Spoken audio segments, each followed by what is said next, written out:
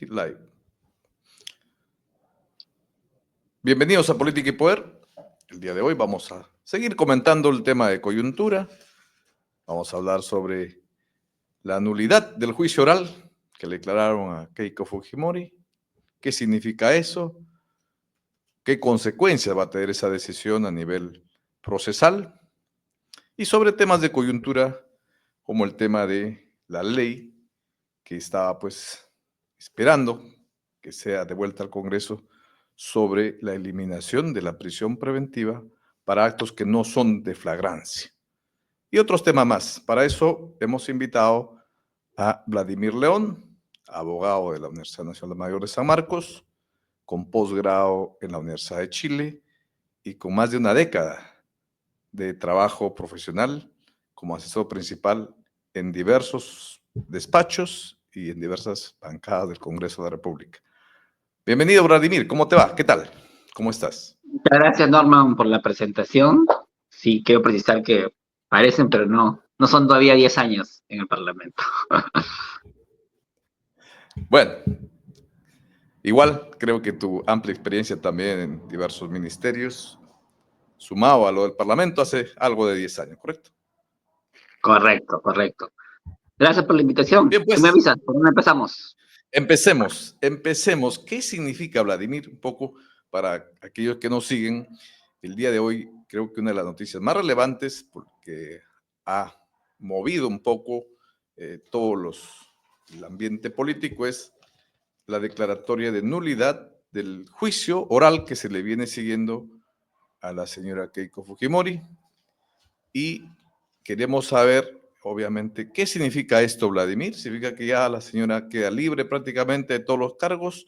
Explícanos brevemente un poco las etapas procesales que hay en el Perú y las razones que han llevado, básicamente, a que este juicio se declare nulo y regrese a la etapa intermedia, que es lo que en realidad ha pasado.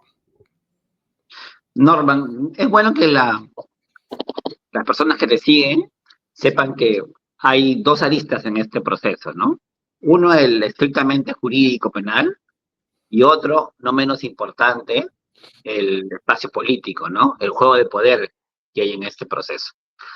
Sobre el tema jurídico, voy a decir dos ideas principales, ¿no? Nosotros ya hace casi una década que hemos introducido un sistema penal estrictamente garantista, ¿no? Que está pensado en garantizar los derechos de los procesados en todo el transcurso del proceso, ¿no? Y lo que ha pasado es que un conjunto de procesados, en el caso de los cócteles, han planteado que la acusación hecha por la Fiscalía viola diversas garantías, ¿no? La más fuerte, vamos a decirles, es sobre la adecuación del delito que están imputando, ¿no?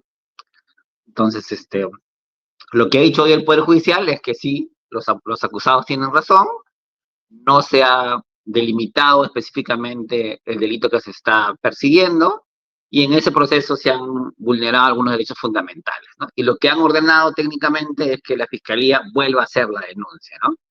No es una cosa menor, porque es un proceso larguísimo, ¿no?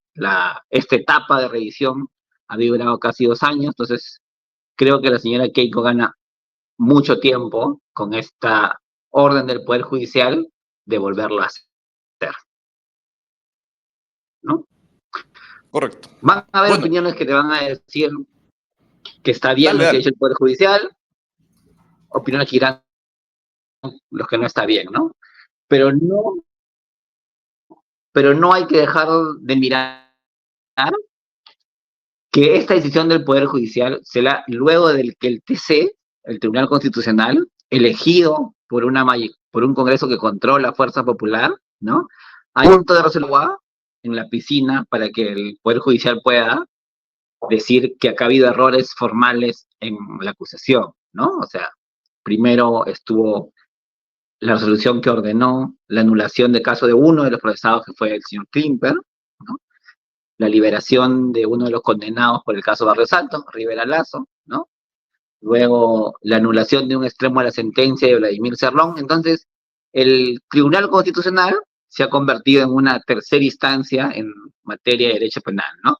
Y no es casualidad que haya lanzado salvavidas a gente vinculada con las personas que lo eligieron, ¿no? Entonces, como te digo acá, quienes te siguen tienen que tener claro que no es un problema estrictamente jurídico, sino también hay un tema de poder que se están devolviendo en favores, ¿no? La gran beneficiada, la señora Keiko Fujimori, que por los tiempos corre limpia para la elección del 2026, ¿no?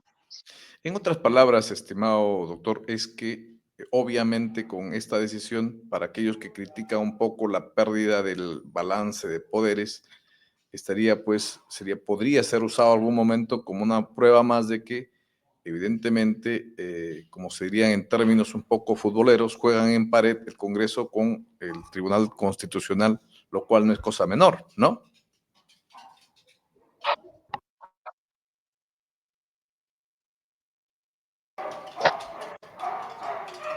Vladimir, ¿me copiaste?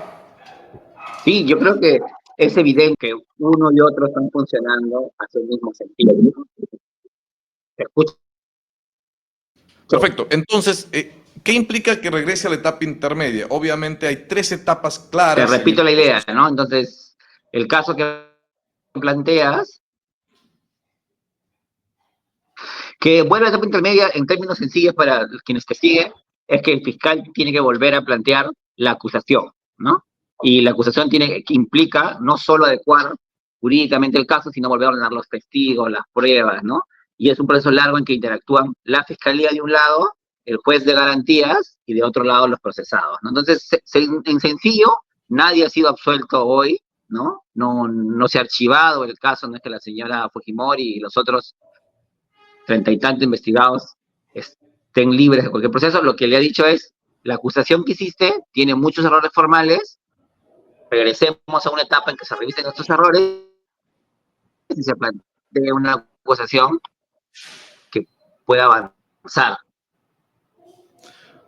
que pueda Correcto. sostener un juicio oral, ¿no? Bueno, hoy han salido, he visto mucho tweet en las redes sociales, atacar mucho al fiscal. ¿Crees que ha habido negligencia ahí por parte de Fiscalía? Quizás no ha sido muy diligente, les ha faltado un poco más de claridad, de conocimiento para que la imputación pueda hacerse de mejor forma y de mejor manera.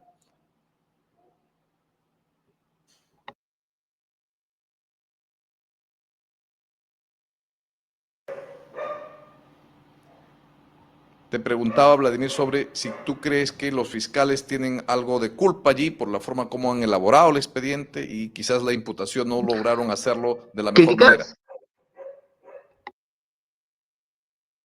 Sí, te quería responder que criticar o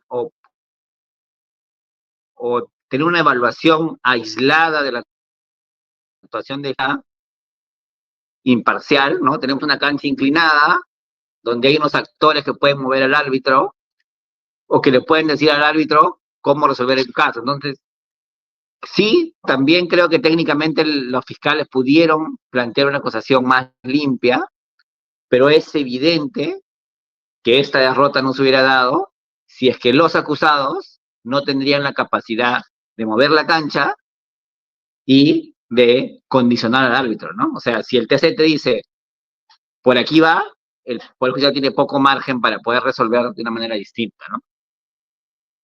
Pero sí, Bien, pasemos a otro tema. coincido con los Bien, operadores que creen que se pudo hacer mejor la acusación. correcto. Pasemos a otro tema, el tema de coyuntura también. Entiendo que el Congreso y el Ejecutivo han estado un poco en idas y vueltas respecto a esta ley que prohibía pues que se pueda detener y se pueda determinar prisión preliminar o en todo caso detención preliminar, que es lo correcto, que es el término correcto. Explícanos un poco qué pasó con esta ley, qué efectos tenía en la práctica y dónde estamos en realidad. Ahora solamente hasta hoy por lo menos no se podía detener a alguien, sino que solamente en flagrancia, lo cual evitaba pues que se detenga quizás a criminales de organizaciones criminales o me equivoco. Lo planteas bien, Norman, ¿no? Hasta antes de la entrada en vigencia de esta ley, los operadores fiscales tenían la posibilidad de, incluso en casos de no flagrancia, es decir, que no sea la persona detenida en plena comisión del delito o 48 horas después, ¿no? La posibilidad de, ante indicios razonables de que la persona es responsable, ordenar una detención por 7 a 15 días, ¿no? No es lo mismo que la detención preliminar, que es ya dentro de un proceso judicial, ¿no? Donde se analizan 3 factores, ¿no? Es una detención corta de 7 a 15 días que se podía hacer a pedido de la Fiscalía en supuesto de no flagrancia, ¿no? Entonces, uno de los casos en el que se presumía que podía ser usado esto es el caso que tenemos, que es de conocimiento público, ¿no? Los casos de corrupción en Caliwarma, ¿no? Donde había información suficiente para intervenir a los acusados, entre ellos el vocero presidencial, ¿no? Entonces, ahora la Fiscalía no tiene la posibilidad de usar esa herramienta, ¿no? Y entonces eso te lleva rápidamente tú a pensar que aquí están jugando en pared un sector del Congreso con el Ejecutivo, ¿no? Debes saber, las personas que te siguen, que no fue objeto de debate la eliminación de este supuesto de detención, ¿no? Se estaba debatiendo un mecanismo de protección para el personal policial, ¿no? Y en marco de ese debate se introdujo una modificación al Código Penal que, como muchas que ha planteado este Congreso, le ha quitado un poco de dientes al sistema de justicia para combatir la delincuencia. Y hoy el Ejecutivo, jugando en pared con estos operadores judiciales que existen en el Congreso, ha decidido observarlo, ¿no? Lo que le da pues un aire hasta marzo para que el Congreso pueda volver a evaluar la norma. Entonces, lo que ha logrado el Ejecutivo con esta observación es tener unos 2 meses y medio más con manos atadas al Ministerio Público, ¿no? Entonces es gravísimo en la lucha contra la criminalidad organizada, ¿no? Contra la corrupción, esta decisión del Poder Judicial de atar de manos al Ministerio Público, ¿no? No le hace un favor.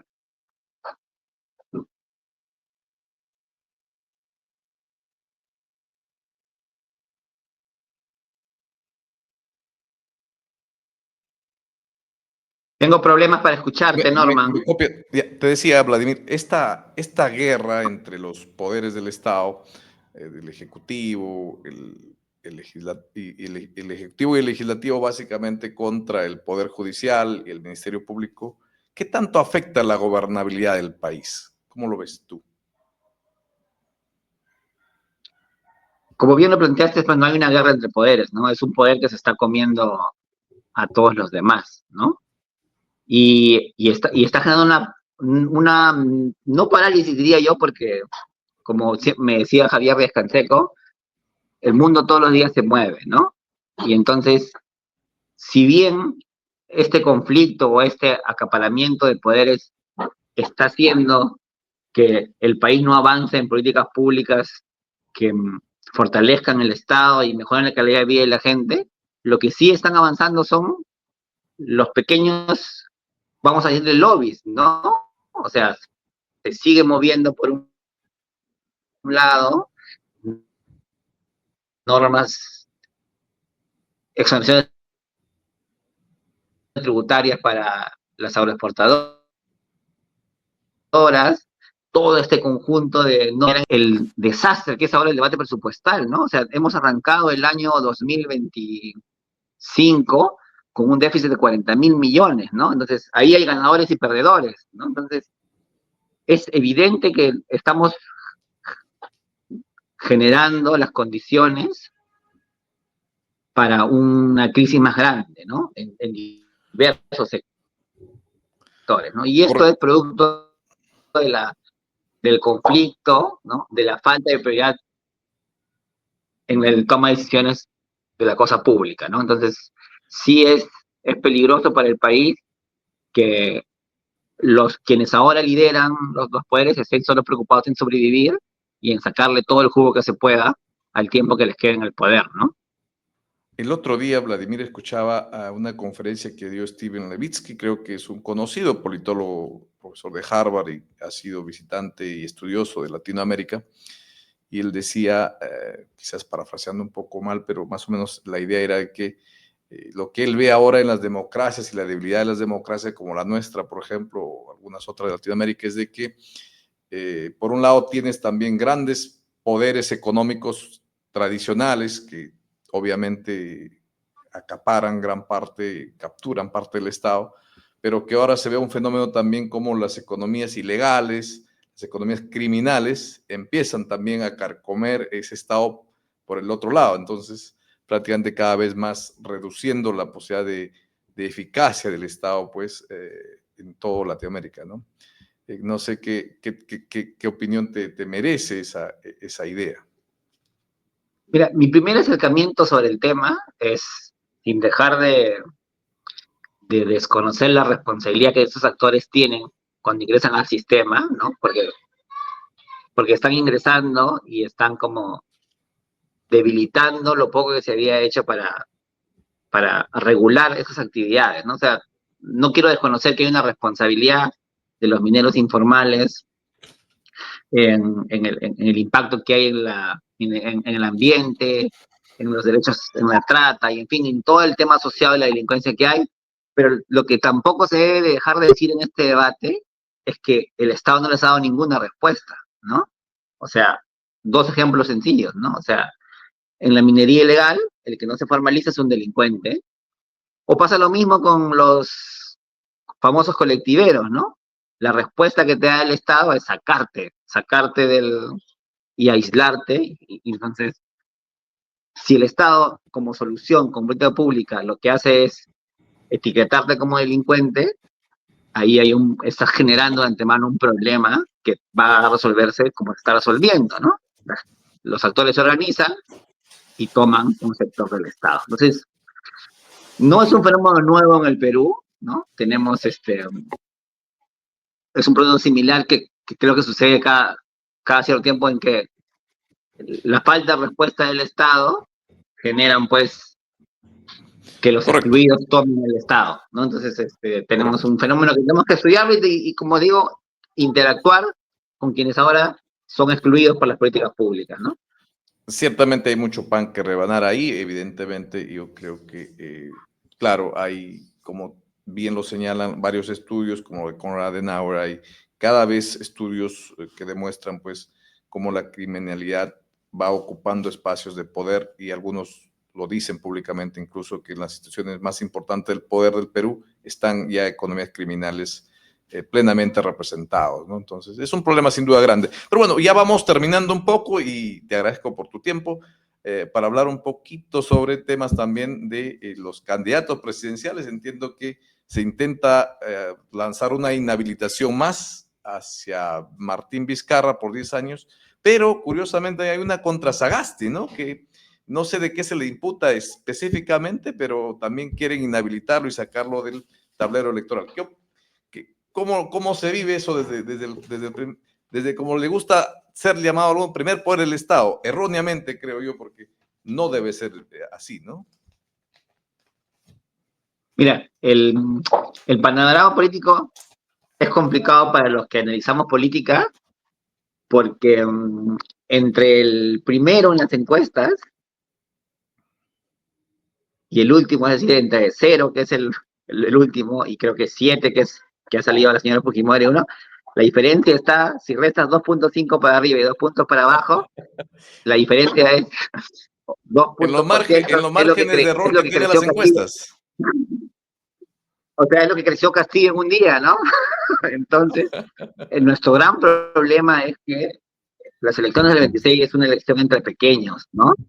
Entonces, el panorama que se pinta para los próximos 5 años es el poder va a estar muy diluido, ¿no? Las posibilidades de generar una crisis son enormes, o sea, podría pasar lo que está pasando nuevamente, ¿no? Que un sector medianamente más eficaz coapte a todos los demás, o que la dispersión genere una parálisis compleja, ¿no? Entonces, yo no me atrevería a dar nombres, o sea, tenemos pues ya gente con mucha experiencia que tiene muchas posibilidades, ¿no? Yo no descartaría a la señora Fujimori otra vez en una segunda vuelta, ¿no? O sea, tiene la expertise, el aparato, Y pues está también la idea de que quizás no fue tan mal menor después de lo que pasó con Castillo. Alguien estará pensando legítimamente esa opción, ¿no? Entonces, creo que es uno de los mejores momentos para la señora Fujimori de tener la posibilidad de lograr la presidencia, ¿no? Y ahí hay actores nuevos, actores ya conocidos, pero creo que hay que esperar un poco más para lanzarse. O sea, lo que sí está claro es que va a ser una guerra de enanos, ¿no? Y en lo que el resultado va a ser un panorama muy disperso, con muchos actores, con muchos incentivos para no colaborar, sino entrar en un conflicto, ¿no? Qué Es un poco mi complicado, ¿no? apreciación a estas alturas, con un panorama complicado, sí. Complicado hacer predicciones, menos ciencia política, como se llama el estudio, pues. Y si acá solo De puede adivinar ciencia Jaime, no tiene gran cosa, ¿no? solo Jaime tiene la respuesta. Bien, Vladimir, pues te agradezco por tu tiempo. Siempre un gusto hablar contigo sobre temas actuales, temas de coyuntura. Tu expertise en el campo político es manifiesto y te agradezco por tu tiempo. Tus palabras finales y esperando pues pronto nos acompañes otra vez con un tema sobre el tema electoral. Me gustaría hablar contigo para que la gente sepa exactamente más o menos cuáles son los plazos, qué deben hacer para que puedan, porque también sé que conoces muy bien esos temas.